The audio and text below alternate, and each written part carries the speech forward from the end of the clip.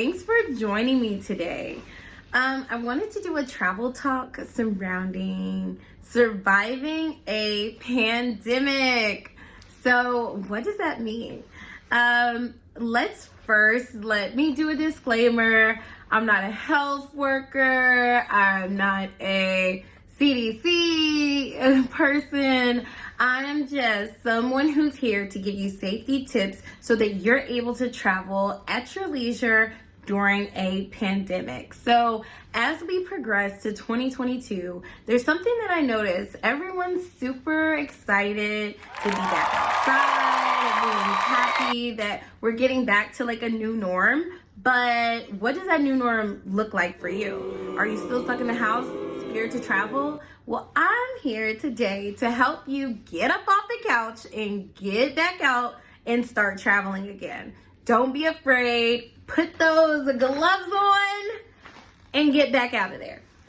Get back out there. So I'm here today to kind of share with you some tips and tricks to talk through what does it look like traveling during a pandemic. So last year, the first year of the pandemic, I really didn't travel much. I was scared. We were on lockdown, didn't know what to expect, didn't know how to navigate that type of situation. So I was like, you know what? Let me just cancel everything and wait for this to blow over. But unfortunately, it's 2 years, almost 2.5, or what is it? 2019 to 2020 was 1 year. 2020 to 2021 was 2 years. So we are actually almost in the third year of the pandemic. And with that being said, it's time to start living your life again. Just that simple. It's time to get things back in motion, and it's time for you to start getting out the house and traveling. So what does that look like? The first thing that I want to share with you guys is do your research. So doing your research, that's going to look like making sure that your understanding of your local government's laws, your understanding of your local state laws, your understanding of the airline or transportation source, whether it's a cruise line, airline, train line, however you're getting to this travel destination, understanding their guidance as well too, because you'll have to be in accordance in order to travel with them. So understanding these laws will be very helpful because it'll make sure that you won't get stuck. I know there's been a ton of stories about people getting stuck in certain destinations and not being able to travel or stay a course due to certain laws.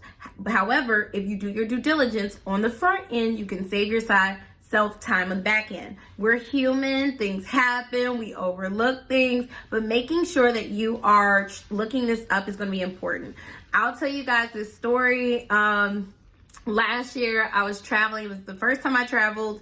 I wanted to go, or not wanted to go, but I was actually headed to Brazil, Rio de Janeiro. And on the way to Rio de Janeiro, I was traveling with an airline that was going to take me to Panama. Now, unfortunately, I only looked up the government's regulations. So I was like, okay, I've got my negative COVID test. I'm in coordinates. Let's go. However, when I got to the airlines had a different story. The government said, just have a regular COVID test, a negative COVID test. Gotcha. Went to CVS, got my COVID test. But when I actually went to the airport, I was not in North Carolina airport. I was all the way in New York, got to JFK airport, and I was at the teller station where you normally do go through to scan your way on the plane. And they're like, sorry, you can't go. And I'm like, well, here's my test. It's real, it's official, let's go. And I couldn't go because it was a negative PCR test, or it was a negative rapid test. They wanted a negative PCR test. So I'm like, now what? And they're like, well, you'll have to get that, and then you can contact the airlines to reschedule your flight. Well, I had a hotel accommodation. I had, everything else planned. I had another plane planned as well too, to go from Sao Paulo to Rio de Janeiro. So it was a lot of different things, and I just wasn't going to give up that easy. So I looked up testing centers that night because I'm like, we're in New York, the city that never sleeps. Well, everyone was in bed that night. So I ended up getting stuck in New York for a night and having to rebook the next day with a different airline. Luckily, there was a good cheap flight. You know, I love a good cheap flight deal. And with that, I was able to still continue the process and go through the journey. But luckily, I found out in that morning, the actual airport, JFK, hosted an area where you could get a negative PCR test within a matter of hours. So luckily, I was able to get a negative PCR test.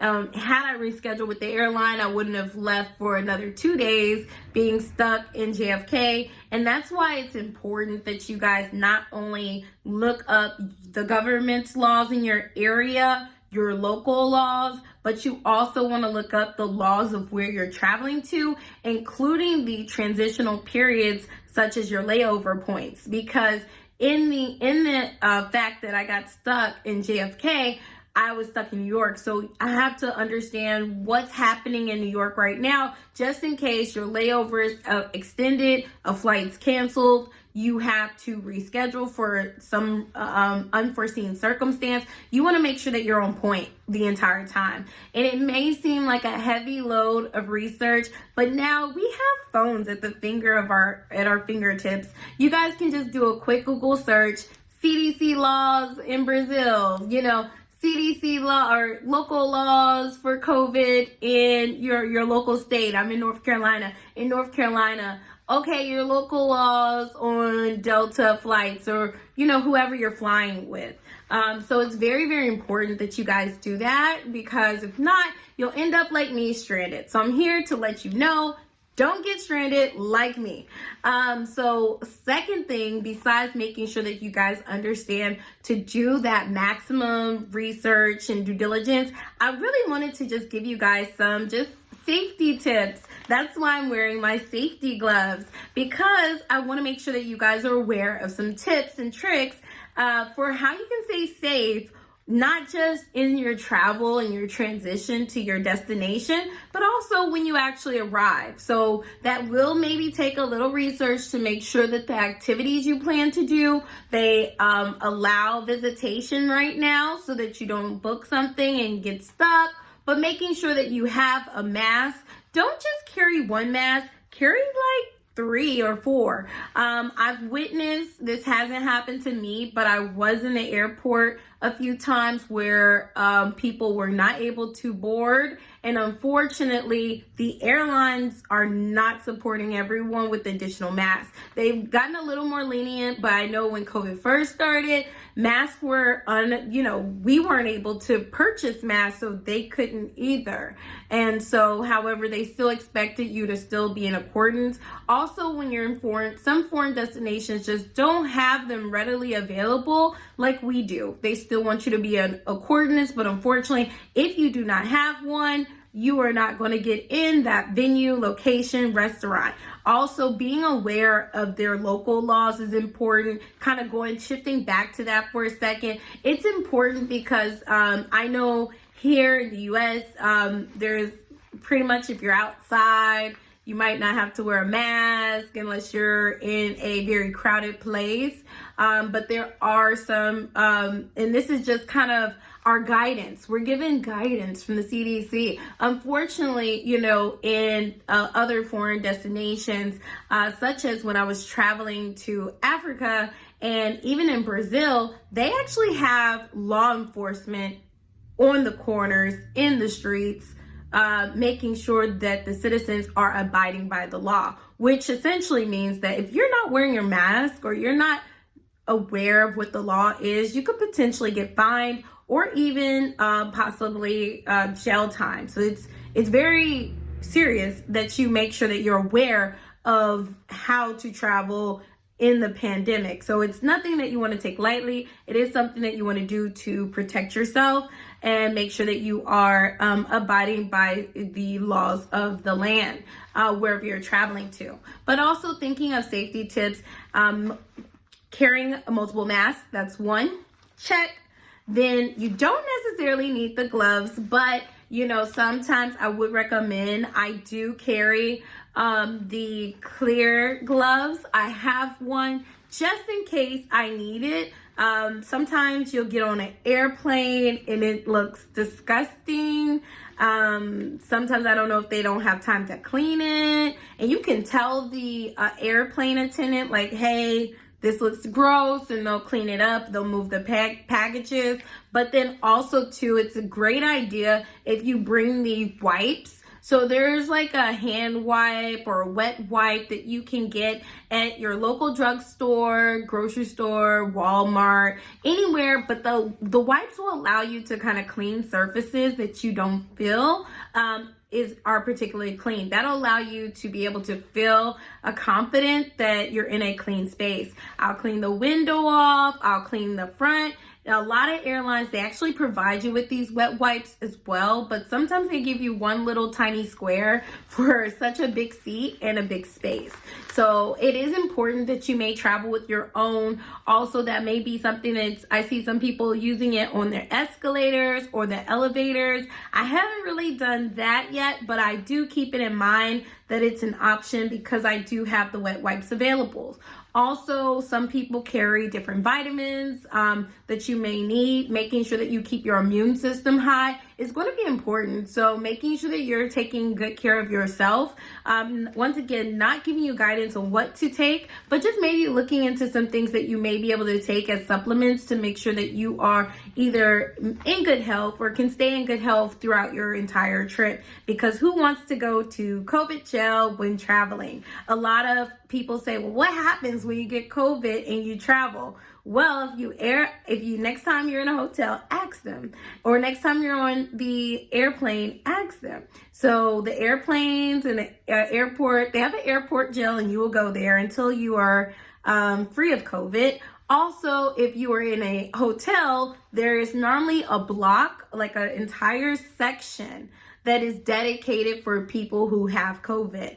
And if you test positive on their site, then you will stay in this place until you are free of COVID. Now, free of COVID also means a negative COVID test, but it also means that you've quarantined for the time of quarantine in the area. So that goes back to making sure that you do your research and look up everything to make sure you're understanding of kind of the guidance that they have, because if quarantine is 14 days, you get it, you have to be negative and you have to stay there for 14 days to quarantine to make sure you're able to socialize again. So please, please, please look up that information, as it will be vital. There's a ton of websites that you can go to and get this information, but I always tell people to stay in the lanes of your national news, so there'll be like a CNN. Also look into your actual government's websites, also the government to where you're going. Make sure you look up their embassy, their ministry, whatever it is, just look it up and make sure that you're aware. And if you don't know, ask. There's been a lot of times where I'll say, hey, I've read it, but can you just explain this when I get to the hotel? Just so that they can give me the law of the land right now while I'm in the mix. That way I feel confident while I'm traveling that I have all the information that I need. So these are just a few quick trips. I really just wanted to be quick today to tell you guys some ways to stay safe. Well, thanks for watching. Don't forget to subscribe and write. I subscribe down at the bottom if you subscribe this time. But thanks so much for joining me and have a great day. Bye.